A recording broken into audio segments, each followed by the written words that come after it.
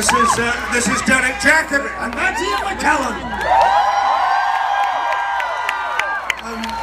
Hello, good evening. I'm quite overwhelmed. It's like I feel like I'm a child in a sweet shop. It's so wonderful. In New York, a city I love, there is the Freedom Tower with the rainbow flag behind me. I'm thrilled, excited, honoured, privileged, overwhelmed by being asked to be a Grand Marshal in such wonderful company with Cashel and Christopher. Just wonderful, wonderful people. It's rather exposing up here. So in the light of today's wonderful Supreme Court announcement, I hope you won't mind if I introduce you to, because then you can hold my hand, my partner of 38 years,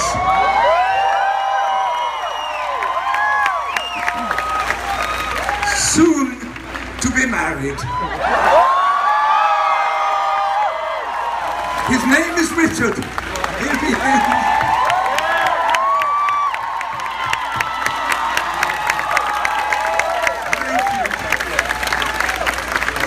Better now. I don't know. I, on the other hand, am single.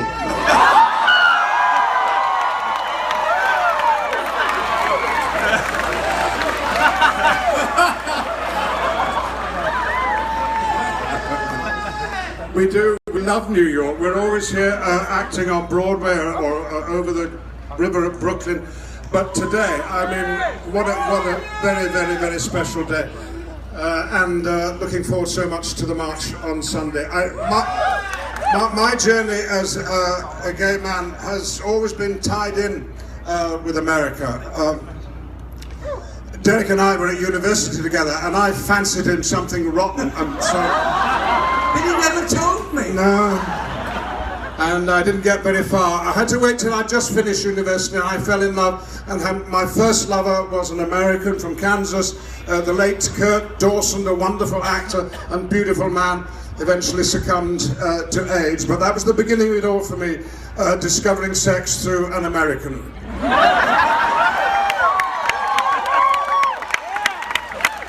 And dare I say it in front of my lover here, my first love affair was with an American. I landed from a very cold, wet London on a January afternoon in Fort Lauderdale.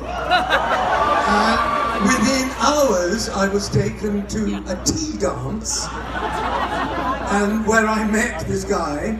I moved out to California. It lasted 10 days.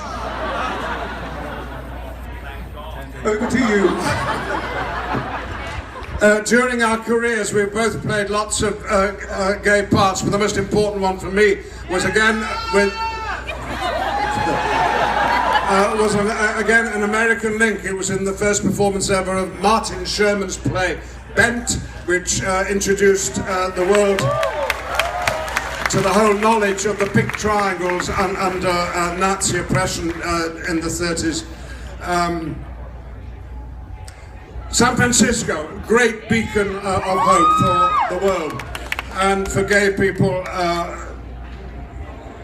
gave us hope that something was possible in the future that would make life better. And it was in San Francisco that I first met Armistead Maupin, and he's my godfather. He taught me that I should come out, and it's because of Armistead I did that, and I send him my love.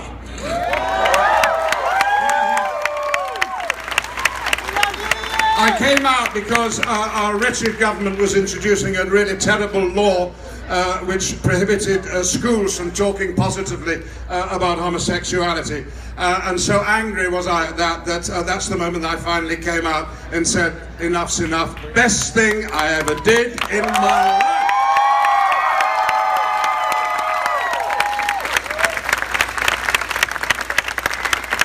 We decided to form a lobby group in London to get rid of this wretched law and to get rid of all the laws that discriminated against gay people.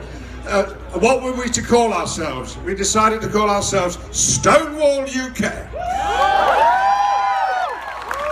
Most important event that ever happened in this city were the riots in Greenwich Village, and Derek and I went, and we failed to get a drink in Stonewall Inn, but at least we sat at the bar, didn't we? We were there too early, but it was wonderful. Very, very emotional morning. It was. Very. America gave us a word to call ourselves. We got rid of queer. You gave us gay. Thank you. When I came out, the symbol for being gay was a symbol of oppression. It was the pink triangle, remnant of the dreadful days under the Nazis. You gave us the symbol of hope, the rainbow flag, so thank you for that too. And just to end, a story about the flag. It was some years ago. I can't remember how long the flag was, but some of you must remember it. It was carried through the streets of New York, and I think later in Washington DC, a long, long rainbow flag carried by hundreds of people. And the organisers of the march gave us a little bit of the flag to carry in London Pride. And then we took a little bit of that flag, and I happened to be in South Africa. And so on the first ever Gay Pride March in Johannesburg, a little bit of the New York flag was carried through the streets.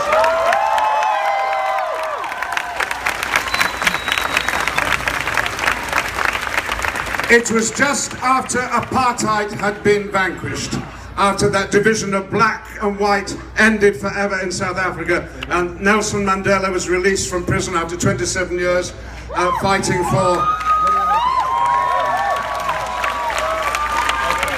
fighting against discrimination. And they were having a new constitution, and it was proposed that within the constitution it should say that it would be illegal to discriminate in South Africa on grounds of sexuality, and this was a big argument at the time. I was there helping raise funds for the committee that was proposing this new law. I asked one day, would I go and lobby the president? I said, well, I'm a foreigner. What does he doesn't want to hear from me? Oh, he said, it's all right. You'll be going with a young lesbian at Wits University and a young ex-freedom fighter, another black gay man.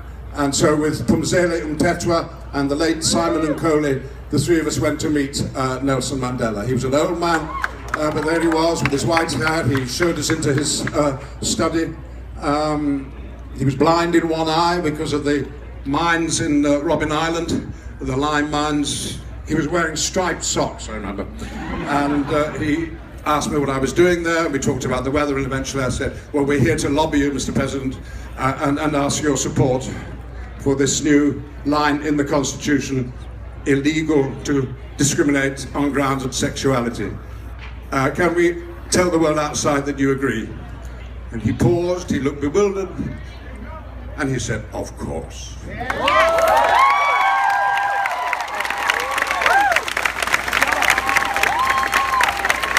So you see, in the darkest hours, there is hope. And there in South Africa is proudly that you may not discriminate on grounds of sexuality. South Africa was one of the first countries to allow same-gender marriage. And it's a beacon of hope for the world, and I hope for Uganda, and that Kasha will take comfort that Nelson Mandela is on our side. Thank you. Happy Pride.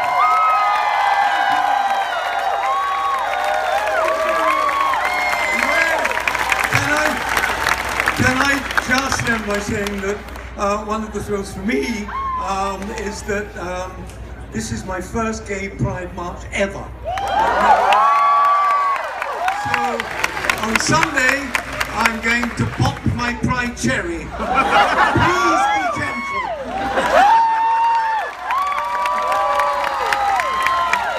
Do you mind if we take a selfie with you in the background?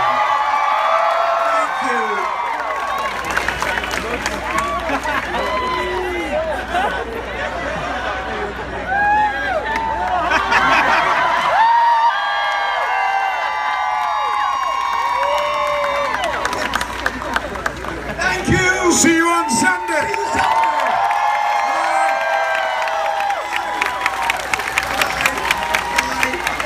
Bye-bye.